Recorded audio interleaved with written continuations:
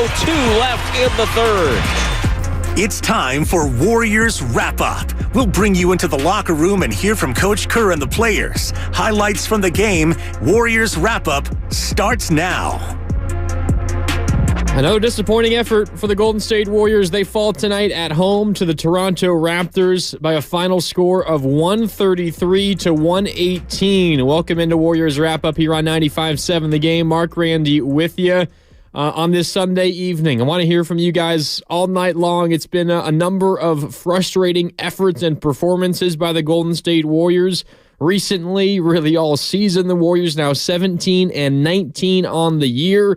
They just can't build off of any positive momentum that they get from the game before. They can't string together multiple wins. And they put together one of their worst efforts, collective efforts as a team. They fall to the Toronto Raptors, who entered today 14-21 on the season. 5-12 on the road with the wins. Now Toronto 15-21, 6-12 on the road. But they just run the Warriors off the floor. Again, final score 133-118. So again, I want to hear from you all night long here on 95.7 The Game. Give me a call, 888-957-9570. Mark Randy with you here on Warriors Wrap Up. Man, that was ugly. It was ugly for the Golden State Warriors. They could not get a stop in the first half. It was one of the worst efforts defensively I've seen for the Golden State Warriors in a really long time. Toronto put up 76 points in the first half. The Warriors trailed by 27 points at the half. Toronto shot over 61% from the field in the first half. They got out in transition. They beat the Warriors down the floor time and time again. And you take a look at the fast break point numbers. They weren't terrible. I mean, Toronto had 24 fast break points, which is a lot. But really, it should have been worse, because that doesn't even count all of the times where Toronto would push the ball. They wouldn't score on that initial push, on that initial fast break opportunity, but they wouldn't allow the Warriors' defense to get set. The Warriors would be scrambled. RJ Barrett would be left wide open for a three. He'd hit it, and those don't count as fast break buckets, but it got Toronto easy looks. I mean, RJ Barrett was incredible in this game, 37 points, a season high, not a career high for RJ Barrett, playing in his fourth game as a Raptor after being sent over from the New York Knicks last week. He was 13 of 20 from the field, made 5 3-pointers, 37 points. But the Warriors defensively in that first half and then early in the fourth quarter, it just felt like the Warriors were disinterested in playing defense.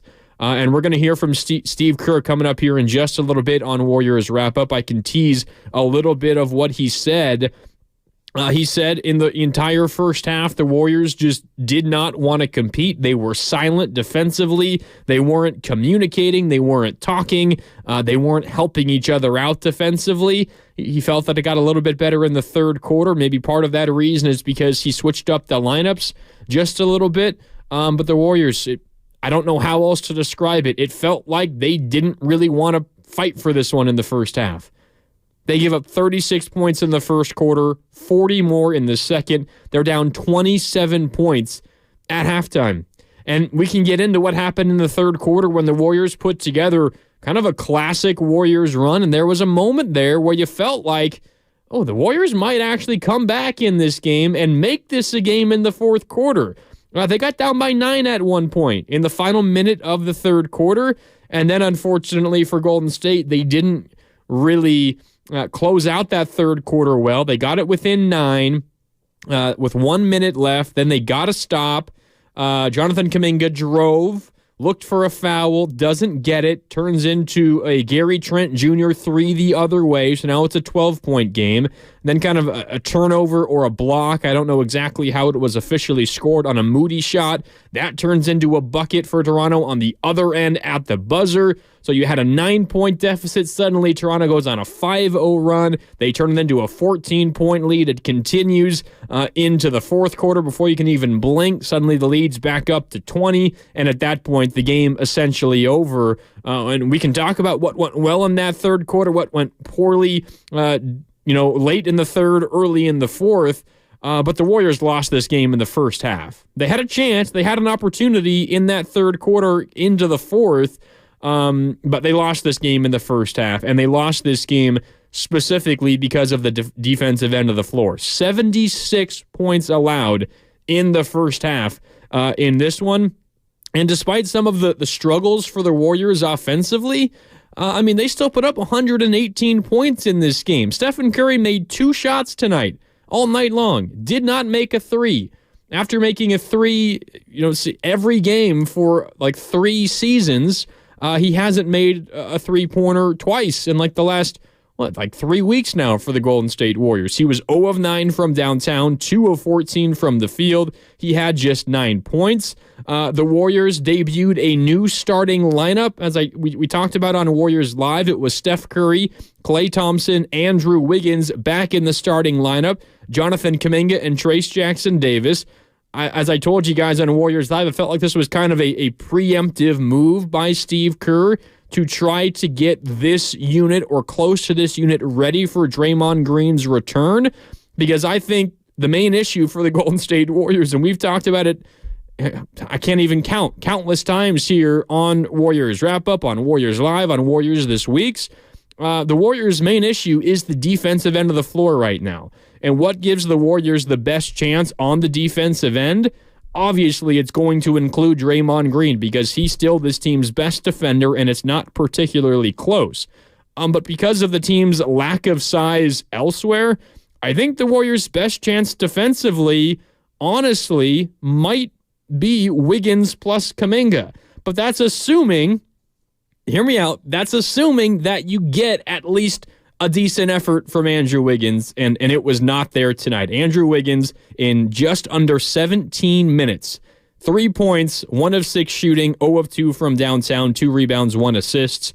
He was a team worst, and it's not close, a team worst minus 29 in 17 minutes on the floor today for the Golden State Warriors. By comparison, Stephen Curry was the Warriors' second worst in the plus-minus category, minus 17 in nearly 30 minutes.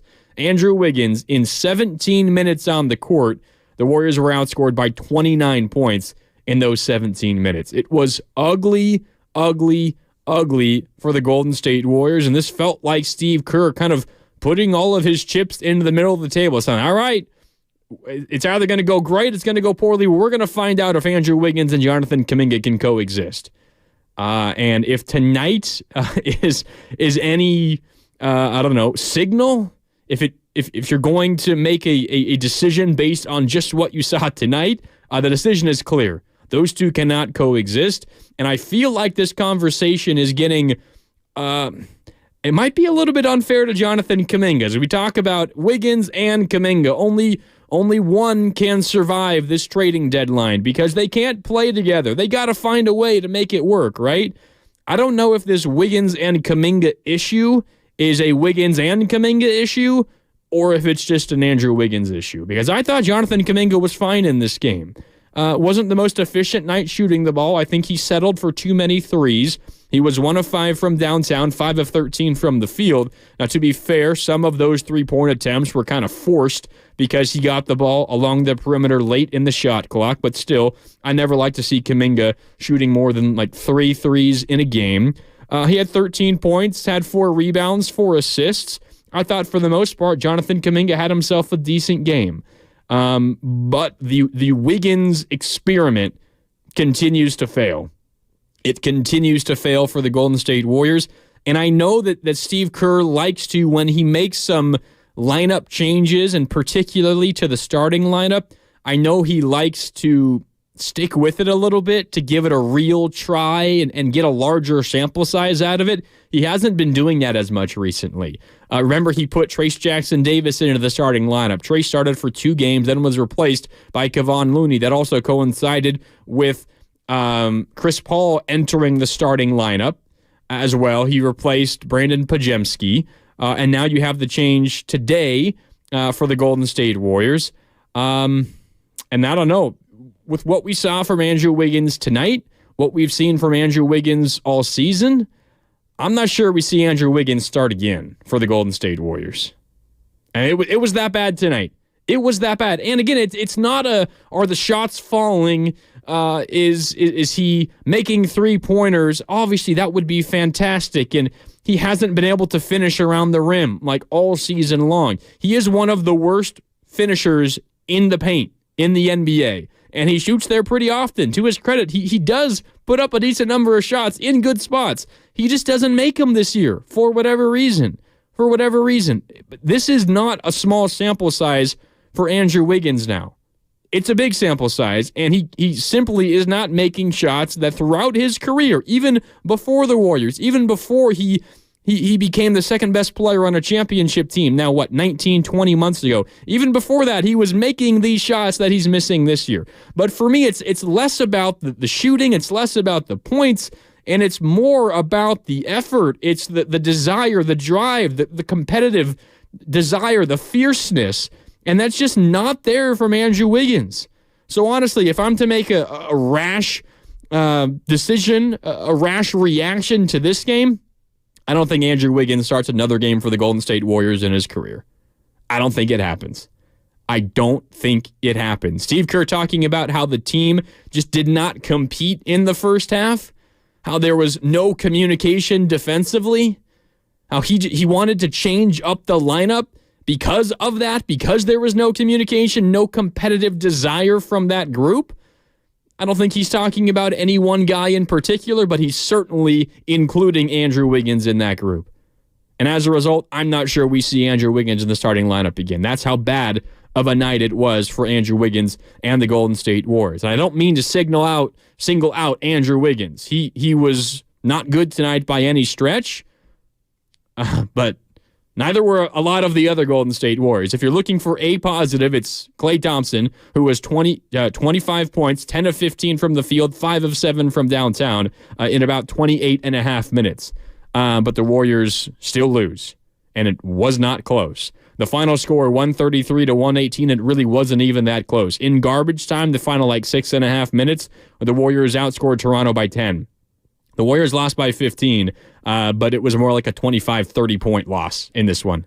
It was ugly for the Golden State Warriors. All right, let's go out to the phone lines here on Warriors Wrap-Up. I want to hear from you all night long. It's Mark Randy with you on 95.7 The Game. The number to call is 888-957-9570. That's also the Comcast Business text line. And I'm keeping an eye on the YouTube chat powered by First NorCal Credit Union. Shout out to all the YouTube chatters right now. You can visit youtube.com/957 The Game. But up first on the phone lines is Lewis in San Francisco. What's up, Lewis? You're on 95.7 The Game. How you doing? Oh, sorry, Louie. What's up? How you doing, Louie? Fans of Wiggins. I think he's been probably the most consistent player throughout the whole year, the whole 20-something games, I think, how many games there is. Sorry, who are you talking about, Louie? Wiggins. Oh, no, it's inconsistent. Consistent. You can be sure what you're going to get from Wiggins. And this whole idea that Kuminga and Wiggins can commingle, I would imagine it's more of a Kuminga wants out, or he wants the star role. He wants to be the leading actor. And I think even Kuminga is probably looking at Davis-Jackson as a threat as well, in terms of rebounding, except when I think of Wiggins, I think of championship, because he is clutch in the moment. You don't have that experience with Kuminga or any other Warrior that is new to the game of on the team. And so I listen to you guys all the time, on the road, at work, and I listen to the games. Then I go upstairs and I watch the recorded game. And I had a call in defense of Wiggins. Thanks. Okay. Thanks, Louie. I'm not sure what game you watched tonight or what you've been watching for a lot of the season. I feel like I have been a little more defensive of Andrew Wiggins than a number of our callers, number of the people I see on the YouTube chat right now, powered by First NorCal Credit Union on the Comcast Business text line, 888-957-9570. But Louie, you really caught me off guard there saying Andrew Wiggins is consistent. Consistently inconsistent so far this season. He's not been good. He's had good stretches. He's had good moments. Tonight felt like a new low. And honestly, I'm surprised that Steve Kerr went back to him late in the third quarter. Honestly, I was sitting here in our studio watching the game, and I began drafting up a tweet because if you remember, Andrew Wiggins started the game for the Golden State Warriors. It was his first start in a long time.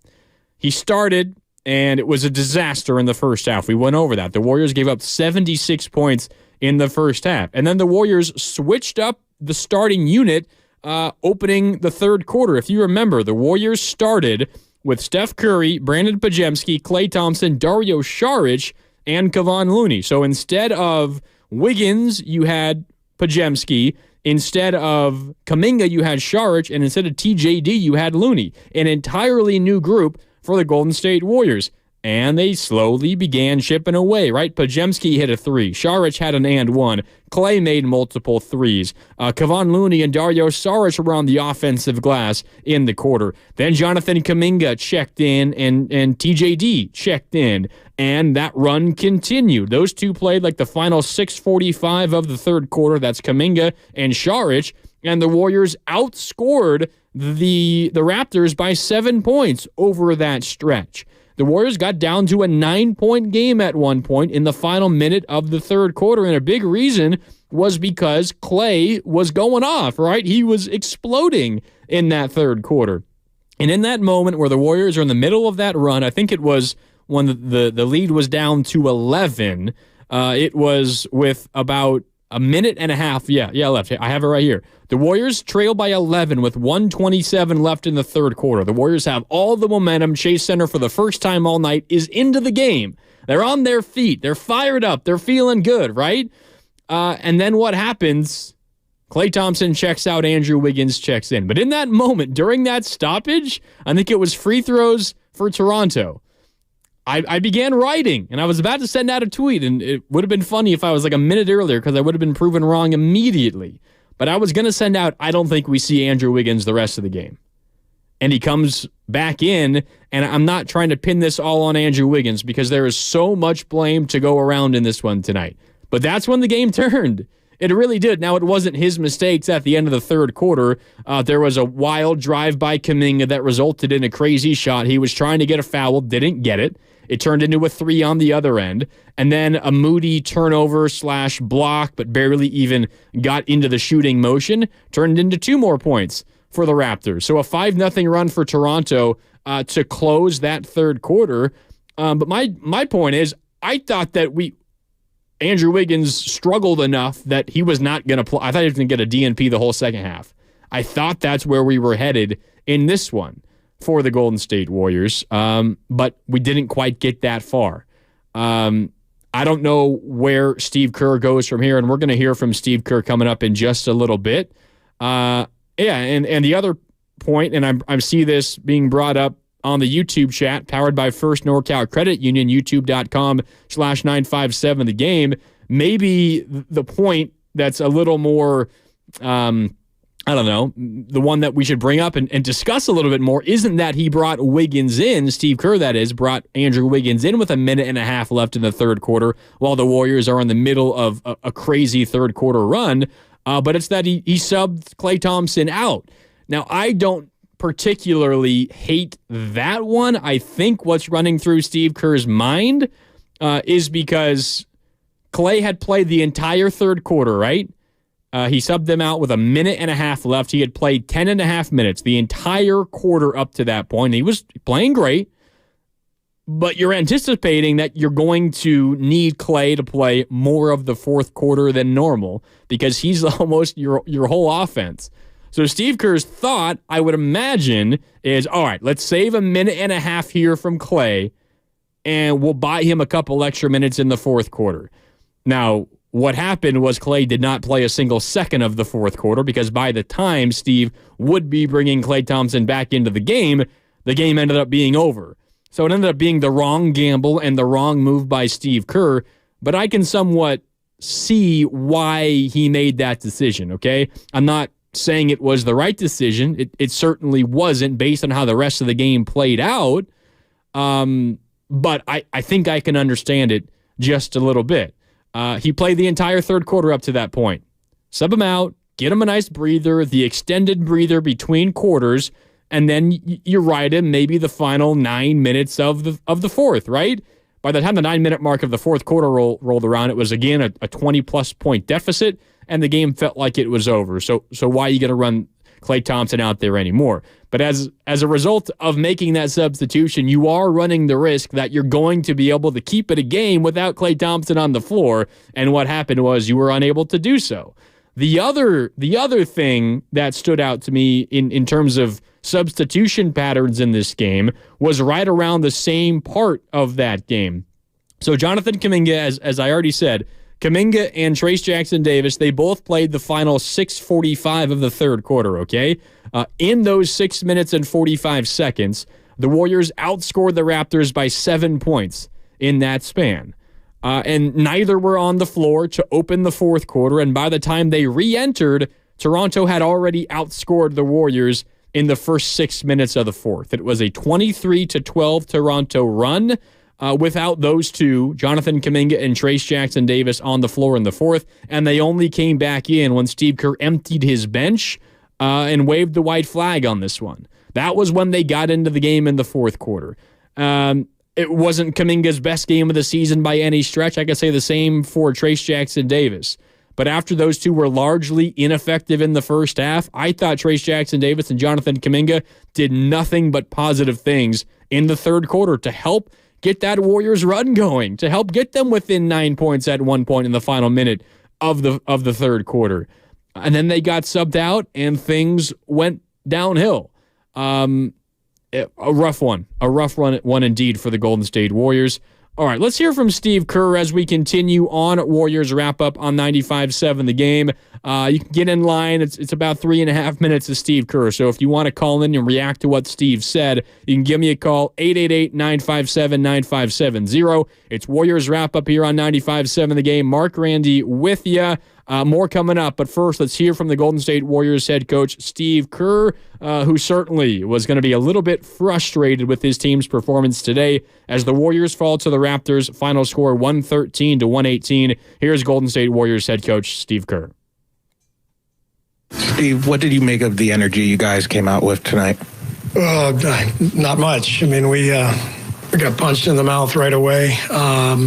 They just took it to us. They had Barnes on Steph, and then we had the cross match, and he just ran to the front of the rim over and over again, and they just threw the ball in transition and got a bunch of easy buckets early. I think I took 2 timeouts in the first 5 or 6 minutes and tried to stem the tide. So it was an really ugly first half. I was happy with the way the guys competed in the second half. We got it to 9 with the ball. I think we had a 3 to get it to 6.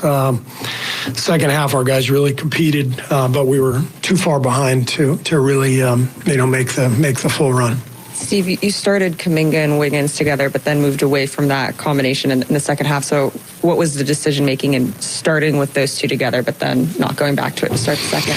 Well, we've talked about trying to get them together. Theoretically, our 2 longest, most athletic players. So we have not been a good defensive team this year. So we've wanted to try it. It hasn't, connected really. It hasn't been good for all season, but we're experimenting. We've Gary out, Draymond out. We're trying to find a two-way lineup that can help us, but obviously that lineup didn't click. What she kind of mentioned it, but you went to a different lineup to start the second half that did kind of click. What was, I guess, the theory behind that lineup, and then what did you think, really? Well, I didn't want to go back to the same lineup, and so the only thing I was interested in the second half was just competing, and what that means. You can say compete, but what does that mean? It means talking on defense. I didn't hear anything. It was silent in the first half. And so we needed to have, some talk, some chatter, some connection. And so I went with that lineup because I felt like they would give us that, and they did. They got us off to a good start. And as I said, we made a pretty good run in the third, but obviously wasn't enough. I think we've asked you about this a couple times so far, but how much does the lineup experimentation sort of hinder you or hinder communication in games like this? Hinder the way that you guys are communicating or the connection or chemistry that you guys have in a game like this? Well, there's a reason I stayed with that first 5 for 25 games or so, because it's really hard to find combinations that click. And I felt great coming into the season about that lineup. It's the best lineup in the league last 2 years. And then coming off the bench with Chris and Dario and some of our younger players with those guys, it looked on paper like that was going to be the way we would go. And, once we went away from that first group, which we had to based on suspensions and injuries and poor play, we've been kind of in search mode ever since. And so we're still searching. What did you think of Trace's aggressiveness in the third quarter? He had about a 3-minute span where he had 4 points, 6 rebounds, 1 block. In a tough game, he had that stick-to-itiveness. Yeah, Trace is he's a good young player. He's very consistent every night. He's in the right spots. He's protecting the rim. He's scoring around the rim. So he's he was a bright spot tonight. One of the few bright spots.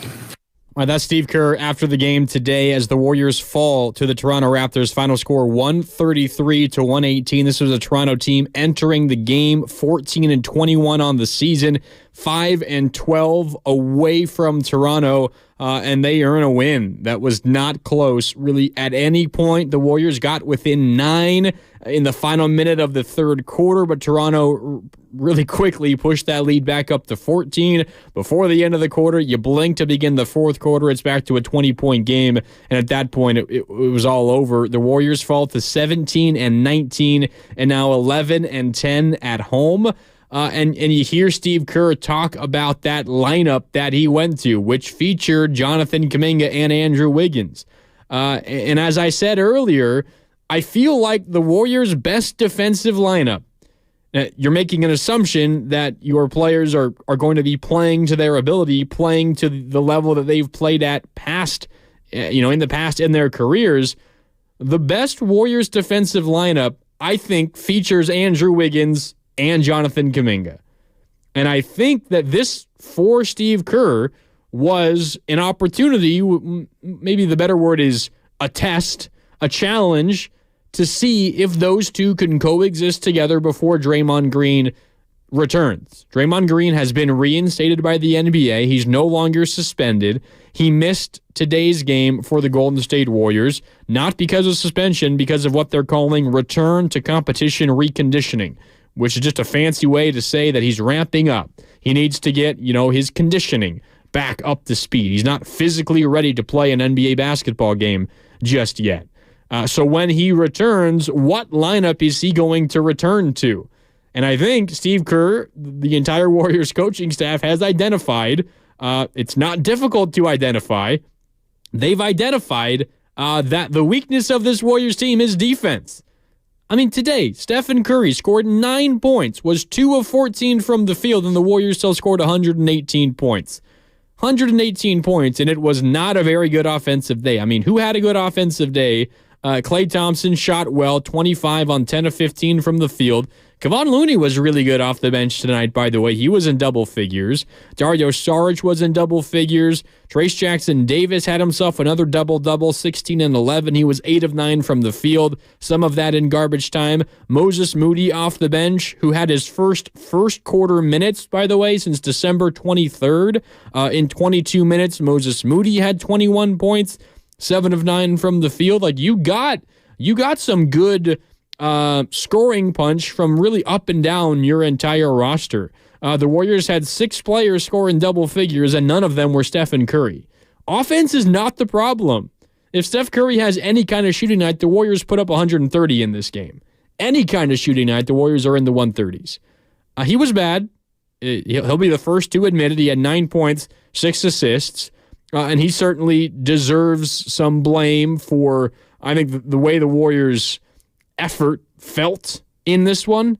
He was not good, but mostly just because it was a bad shooting night, and that happens from time to time. But the Warriors know their weakness and the reason why they're losing games and why they're continuing to fall in the Western Conference standings, it's their defense. And if they have any chance to do anything this season, they need their defense to figure it out. And in my opinion, in Steve Kerr's opinion, who you just heard from, the Warriors' best chance defensively is a unit that features both Jonathan Kuminga and Andrew Wiggins. But again, the assumption there is that Andrew Wiggins plays up to the level that he's proven he can play at in the past. It just hasn't really happened so far this season. So Steve Kerr, in my opinion, this feels like, another effort, a last-ditch effort to see if Andrew Wiggins can rekindle that kind of play once again. It did not happen tonight. It was bad. It was bad. Now, Draymond Green returning to this team is going to help. What did Steve Kerr say? You just heard him a little bit ago here on Warriors Wrap-Up.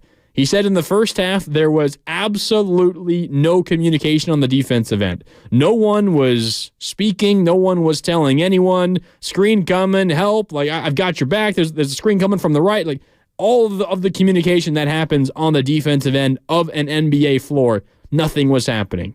And what does that tell Steve Kerr? Just no competition, no willingness to compete by this team, specifically on the defensive end of the floor. So as a result, he went away from the starting lineup. He benched Trayce Jackson-Davis, Jonathan Kuminga, and Andrew Wiggins to begin the third quarter. Now, Trayce Jackson-Davis and Jonathan Kuminga played still like 6:45 of the third quarter, but they did not begin the second half. Andrew Wiggins played the final minute and a half of the third quarter and a little bit in the fourth quarter, and it was a disaster. But if the Warriors have any chance to do anything this season, they're going to need to get better defensively. And two of the better defenders, like, ideally, if you're just looking at, like, body type and athleticism and strength, like, theoretically, Andrew Wiggins and Jonathan Kuminga should be able to be part of a good defensive unit. Theoretically. Now, it depends who the other three are around them. I guess maybe the better way to put it is, theoretically, when you look at their frame, their strength, their quickness, their agility, their athleticism, theoretically, Andrew Wiggins and Jonathan Kuminga should be part of your team's best defensive unit. And it just has not been the case so far this season. It has not been the case. And this is how Andrew Wiggins plays when he returns to the starting lineup. It was really bad today from Andrew Wiggins. You look at what he did. 3 points, 1 of 6 from the field, 2 rebounds, 1 assist, minus 29 in just under 17 minutes played tonight. That's bad. And I think what frustrates Steve Kerr more than anything else, it's what he's talking about there. It's the willingness to compete. It's the communication on the defensive end of the floor. It's not making shots. No, it's making smart decisions offensively, not settling for threes when you can take it to the rim, or maybe making a pass, an extra pass to a better shooter as opposed to taking a deep shot that's contested. But it's not about that for Steve Kerr. It's not about Andrew Wiggins scoring 25 points a night. Is Andrew Wiggins bringing it on the defensive end of the floor? Is he competing for rebounds time and time and time again? Is he fighting for loose balls? Is he doing all of the other stuff, the little things? And it was not the case tonight. And as a result, I would not be shocked if Steve Kerr changes the starting lineup again. And when the Warriors next play, when they take on the New Orleans Pelicans on Wednesday to close this homestand, I would not be shocked if Andrew Wiggins is not in the starting lineup, and I would not be shocked if we never see Andrew Wiggins again in the starting lineup for the Golden State Warriors. It felt like a turning point tonight. It really did for me. All right, 888-957-9570. We got to take a quick break here on Warriors Wrap-Up, but I want to hear from you. Give me a call, 888-957-9570. What'd you think of this Warrior game today? Andrew Wiggins' performance, Steph Curry's performance, the Warriors waste a Klay Thompson great game. He was 10 of 15 from the field, 5 of 7 from downtown. More disappointment for the Golden State Warriors. We've got more Warriors Wrap-Up coming up next right here on 95.7 The Game. At the Home Depot, we have savings on laundry sets that fit your lifestyle. Like Whirlpool Laundry with a 2-in-1 removable agitator that allows you to customize any load. Simply remove the agitator to fit bulky.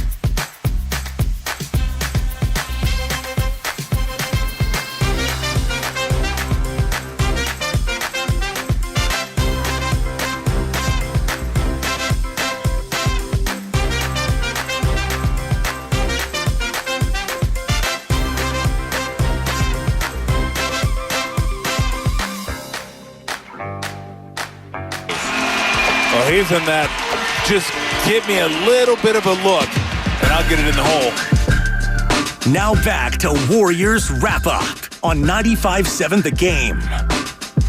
Welcome back, Warriors. This wrap-up continues here on a Sunday evening. Mark Randy with you on 95.7 The Game. The Warriors fall to the Raptors 113-118. The Warriors now 2-4 on their season-high 7-game homestand. They got one game left. They got Monday, Tuesday off. They take on New Orleans on Wednesday. A 5:30 tip, by the way, on ABC. A special 5:30 tip on a Wednesday on ABC. It's new. It's kind of interesting. It might catch you off guard. So if you have tickets to that game on Wednesday, by the way, just make sure you have plans to get there early, much earlier than you might have been expecting, because the game will tip off at 5:30. Coverage will begin at 4:30. I'll have you with Warriors Live beginning then at 4:30 on Wednesday against New Orleans as the Warriors try to head off on a 4-game road trip with some semblance of positive energy and momentum. But right now, their homestand, they're 2-4. And you look at all of the games, I mean, you can make a case that the Warriors should have won every single game on this homestand. They take on Miami, remember, Thursday, December 28th, the week between Christmas and New Year's, without Jimmy Butler for the Heat. They also were without Kyle Lowry. They were missing a couple of other rotation players. And you lose that game. You trailed really from the jump, never really were in that game. Dallas is maybe the one that the Warriors should have lost, although Dallas was playing without Kyrie Irving, also without Seth Curry. Now, it doesn't mean the Warriors were really in that game from the jump, but you certainly had a chance in terms of talent-wise. You should have had a better showing in that game. You beat Orlando, a nice win against a good Orlando team, and then we know what happened last week against Denver, where you led by 18 points with 6.5 minutes left, and you let that lead slip away. You beat Denver, and now tonight against Toronto, who coming into the night, 14-21, 5-12 away from home. You felt like coming in, this was a game you should have won. Now, it doesn't mean the Warriors, based on their effort, should have won. That is far from the truth. This was arguably one of the Warriors' poorest efforts of the season. Just lifeless. No energy. It didn't seem like the Warriors were up for this game. This kind of felt like a game, kind of in the prime years of this Warriors dynasty when they had Steph and Clay pre-injuries. Draymond Green was the defensive player of the year, and they had Kevin Durant. When you had Sean Livingston coming off of the bench, and you had David West and all of these great players, right? You had Andre Iguodala. It felt like one of these games where the Warriors kind of just, not purposefully, but, they take a game off. They sleepwalk through a half, right? Because, at this point of the season, instead of being 17-18 entering tonight, the Warriors are what? 27-8, right?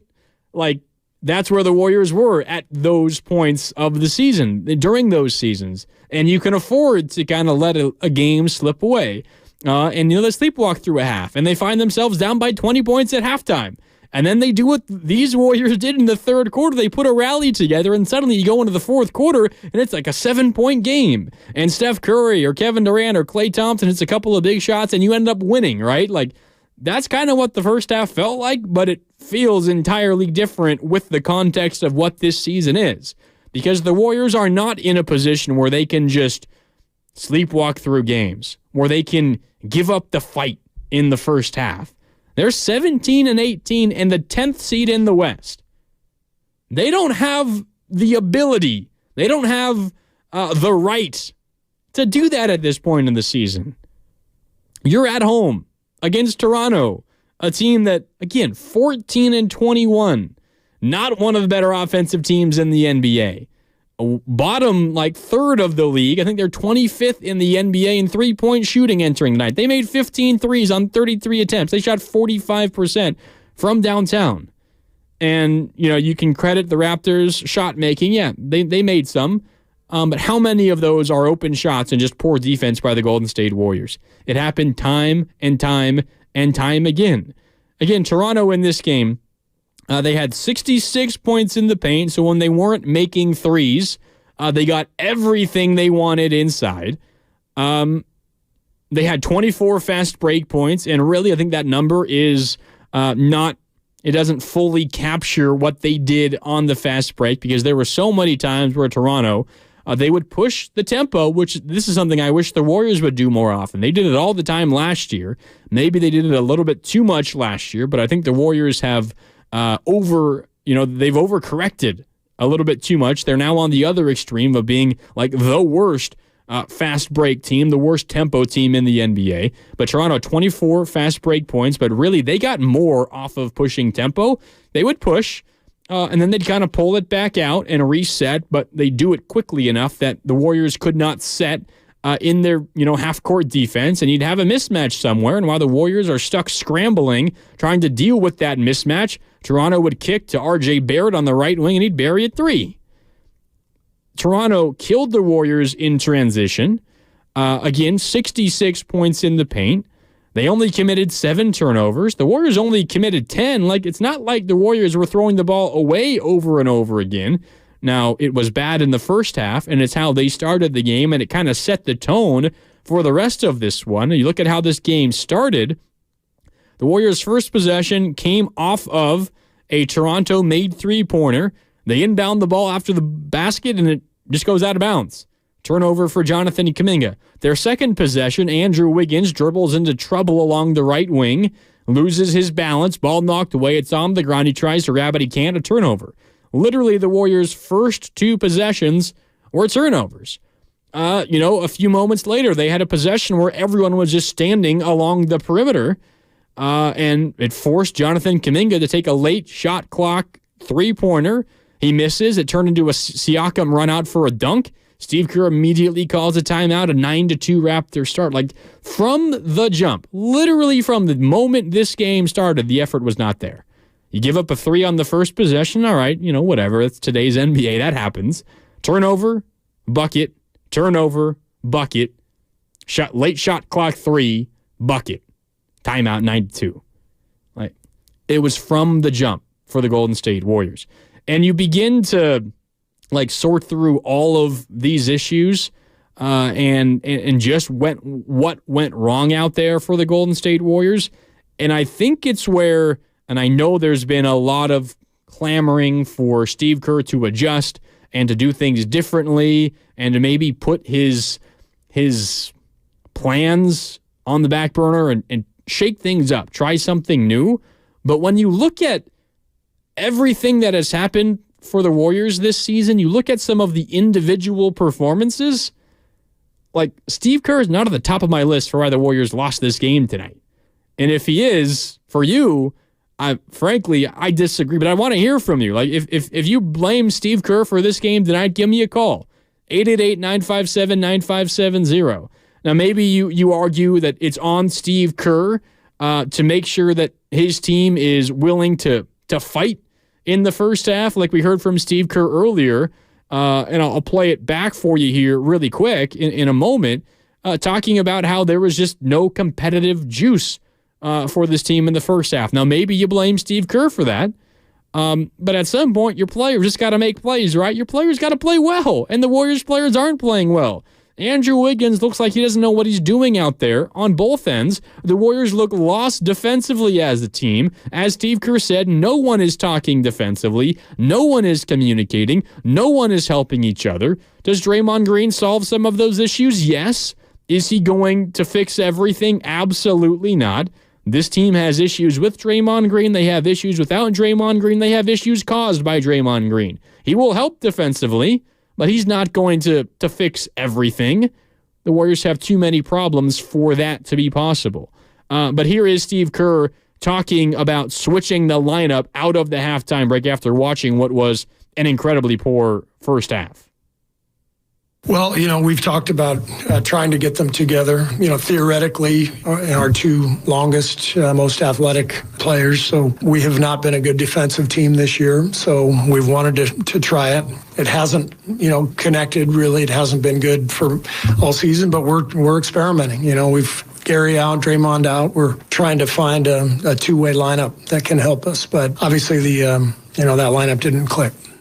And here's more Steve Kerr postgame talking specifically. That was a little bit more about Kuminga and Wiggins. Here's Kerr talking specifically about why he made a lineup change to begin the second half. Remember, the starting lineup for the Golden State Warriors, it was a new one. You had Steph Curry along with Klay Thompson, Andrew Wiggins, Jonathan Kuminga, and Trace Jackson Davis. To begin the third quarter, it was Steph Curry, Brandon Pajemski, Klay Thompson, Dario Saric, and Kevon Looney.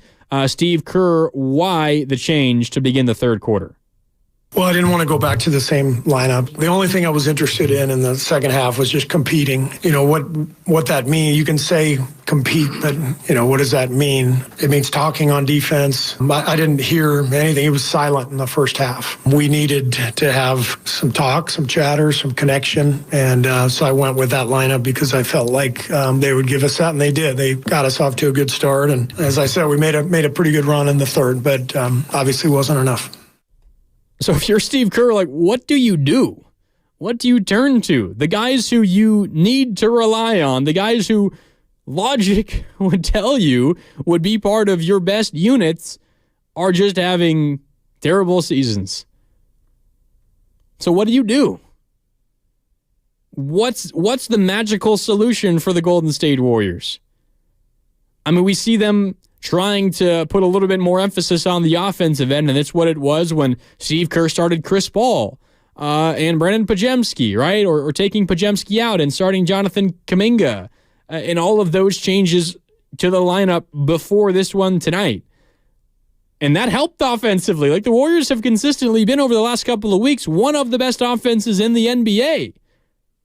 Legitimately, one of the best offenses in the NBA. But you pair that with them being one of the worst defenses in the NBA. So Steve Kerr makes an adjustment.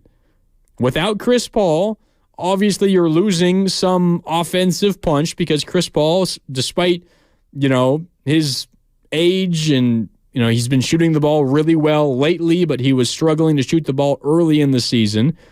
Despite all of that, he still helps offensively, and he takes a lot of the pressure off of Steph Curry. The Warriors have been a better offensive team with him on the floor than with him on the bench so far this season. But Steve Kerr adjusts and tries to put out there a unit that has a better chance at defensive success, right? You reinsert Trace Jackson Davis into the starting lineup. Trace Jackson Davis, more rim protection than Kevon Looney, right? Trace Jackson Davis seems to know where to be, has a great feel for the game. Now, he still gets beat. It happens a lot, but that's what happens with a rookie. But you also put out there Andrew Wiggins and Jonathan Kuminga. That should be a decent defensive group. Klay Thompson obviously is not the perimeter defender that he has been in the past. But if you're Steve Kerr and you try the more offensive, fire-powered offense, and it works offensively, but it's an issue defensively, and then you switch to a unit that you think should have more defensive success, but you see an effort out there in the first half that is so incredibly disgusting and disheartening. What do you do? What is left to do besides just wait for Draymond Green to come back and hope that he solves everything? Maybe the move is to start Moses Moody. And I mentioned that as a possibility today earlier on Warriors Live. when we were talking about what might the new lineup change be.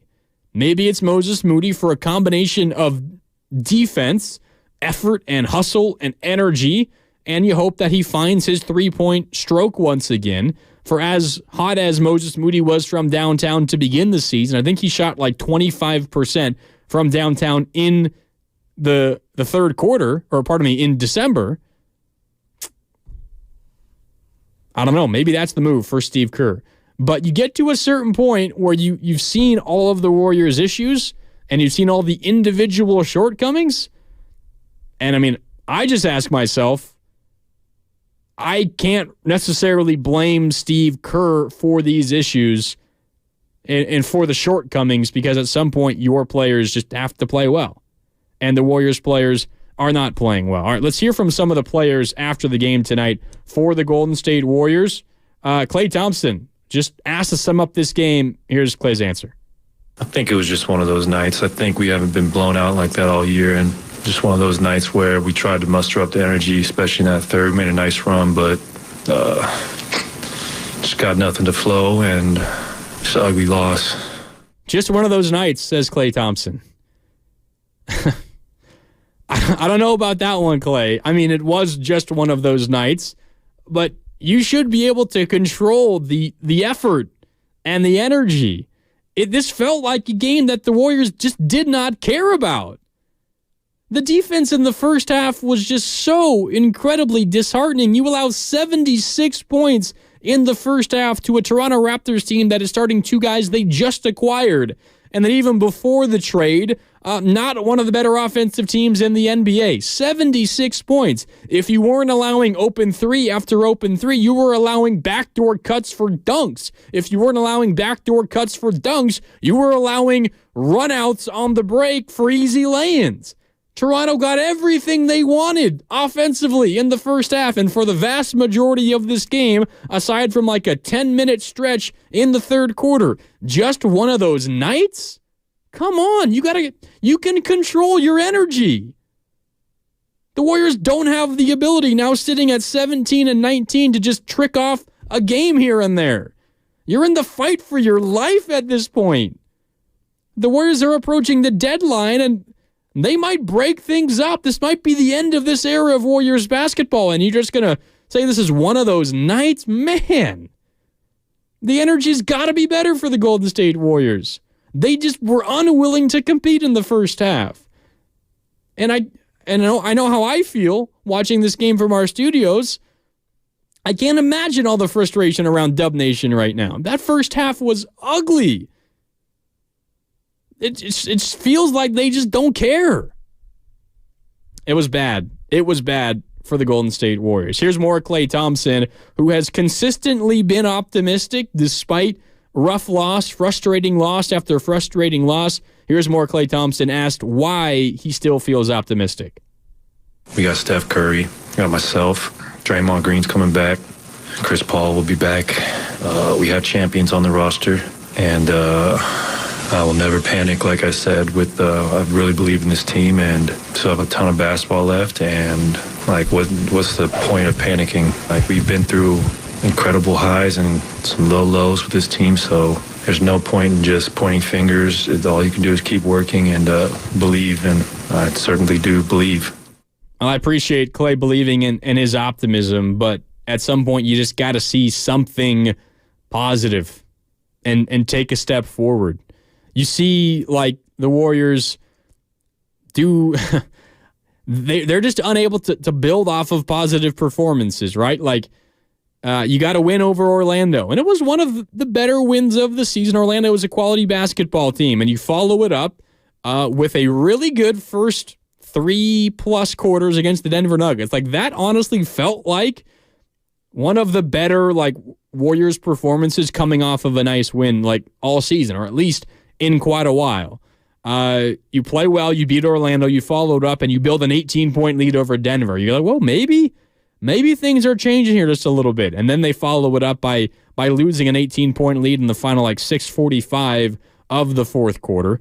You bounce back, on Friday and you beat Detroit, but it was close and it came down to the wire against the worst team in the NBA. But you got to win, and now you're looking to take a step forward, build off of that win, see if you can develop some good habits, some positive momentum as you try to close off this homestand with a winning streak. And you put together your worst first half of the season. You allow 76 points in the first half, the most points the Warriors have allowed all season. You allow R.J. Barrett, playing in his fourth game as a member of the Raptors, to score a season-high 37 points, 13 of 20 from the field, 5 of 8 from downtown. Pascal Siakam was 7-11 from the field. Jakob Poeltl, 6 of 8. Dennis Schroeder, 6 of 10. Gary Trent, 6 of 11. Chris Boucher, 7 of 7 from the field. Like, you just have incredible offensive night after incredible offensive night. Andrew Wiggins, a minus 29. Steph Curry, a minus 17. Klay Thompson, a minus 16. Brandon Pajemski, 2 of 11 from the field. He was a minus 9. Ugly game for the Golden State Warriors. And what's so frustrating about this season, at least for me personally, is, as I was talking about earlier, you have like a step forward. You beat Orlando. And you start playing well against Denver, and then 2 big steps back immediately after that. You hang on against Detroit, a game that you should win, and you do. A win's a win. It didn't feel great, but you got the win. That's a step forward. You got to win, and you're trying to close out this homestand the right way, and then you take 2 steps back tonight. It's kind of been the story of the Warriors season so far, a step forward and 2 steps back. And I know we're not yet halfway through this season. The Warriors now 17-19. They've played 36 games, 5 more games until the official halfway point. But the Warriors are at a point where you're going to need to see something change soon. And it's not because, you're out of a playoff spot if you don't. I mean, the West is pretty forgiving. The Golden State Warriors are now, after tonight, the 11th spot in the West, but they are only 4.5 games out of 5th. They're only 5.5 games out of 4th. I don't say that as I think the Warriors are going to catch all those teams, but the Warriors, despite all of their issues and how frustrating this season has been, the Warriors are not that far away from being not only in the play-in, but out of the play-in on the right side of things, like at the 4, the 5, the 6 seed. The Warriors are not that far away from that. But the Warriors have decisions to make about the roster moving forward, and the deadline for that is a month. Trade deadline 1 month and 1 day away, and we're basically at the end of this day, so the Warriors have 1 month until they have to make decisions about the future of this roster. Maybe they stand pat and maybe they make major moves in the offseason. But they're going to base that decision based on what the Warriors do over this next month. And at the moment, it doesn't feel positive for the Golden State Warriors. And I don't know what the move is. I don't think there's a home run move that solves the Warriors' issues. But it just feels like the Warriors should be playing with a little bit more urgency than they had tonight. 76 points allowed in the first half. And it wasn't just Toronto shot well. Toronto had a very good offensive day. But it wasn't just Toronto making crazy contested 3 after crazy contested 3. They got everything they wanted at the rim, at the three-point line, in transition, everywhere. It was an ugly performance for the Golden State Warriors. All right, a couple pieces of business to take care of here on Warriors Wrap-Up before we get on out of here. Up first is extending the three-point line, and for that, let's go with the Toronto Raptors' R.J. Barrett. Too quickly, who misfires. Barnes, offensive rebound. Open man is R.J. Barrett, left sideline. Another 3, and this is turning into a rout right now. 71-49 Toronto. The Warriors have given up 71 first-half points. And they would give up 76 in the first half. That, of course, was Tim Roy here on 95.7 The Game. As always, R.J. Barrett finished with 37 points. That was one of 5 threes he made. A season-high 37 points, by the way, for R.J. Barrett, who was playing in his 4th game as a member of the Toronto Raptors after being acquired last week from the New York Knicks. But that was extending the three-point line, brought to you by West Coast Men's Health, successfully treating men for ED and chronic pain. Visit westcoastmenshealth.com postgame.com today. All right, last piece of business is our hardest worker of the game, brought to you by the Alameda County Sheriff's Office, who works hard to serve the community. Are you looking for a career in law enforcement? Learn more about job opportunities at joinacso.com. And for that, I feel like I got to go with Moses Moody in this game, actually. I was thinking about Klay Thompson. Klay was very good in this game. 25 points, 10 of 15 from the field, 5 of 7 from downtown, was a big part of the Warriors' run in that third quarter. But Moses Moody, getting back into the regular rotation, played over 21 minutes, played in the first quarter tonight, by the way. His first quarter action since December 23rd against Portland. And he was good in this game. Now, some of his points came in garbage time, but he scored 21 points, 7 of 9 from the field, 4 of 6 from downtown, had 3 rebounds, an assist, a steal as well.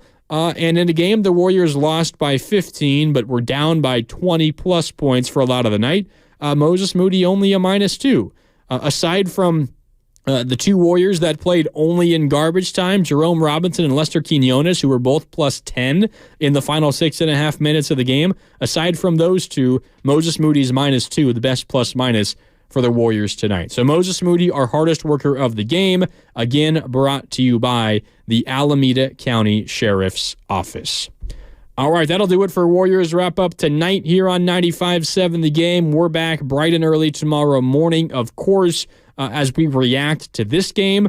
Morning roast, as always, 6 to 10. Steiny and Goo, 10 to 2. Willard and Davis from 2 to 6. You won't want to miss it tomorrow on a Monster Monday here on 95.7 The Game. Our next Warriors game for you is, as I said earlier, coming up on Wednesday, the 10th of January. New Orleans in town to close out the Warriors' 7-game homestand. The Warriors desperately needing a win. New Orleans, by the way, coming off of a great performance tonight in Sacramento as they rout the Kings 133-100.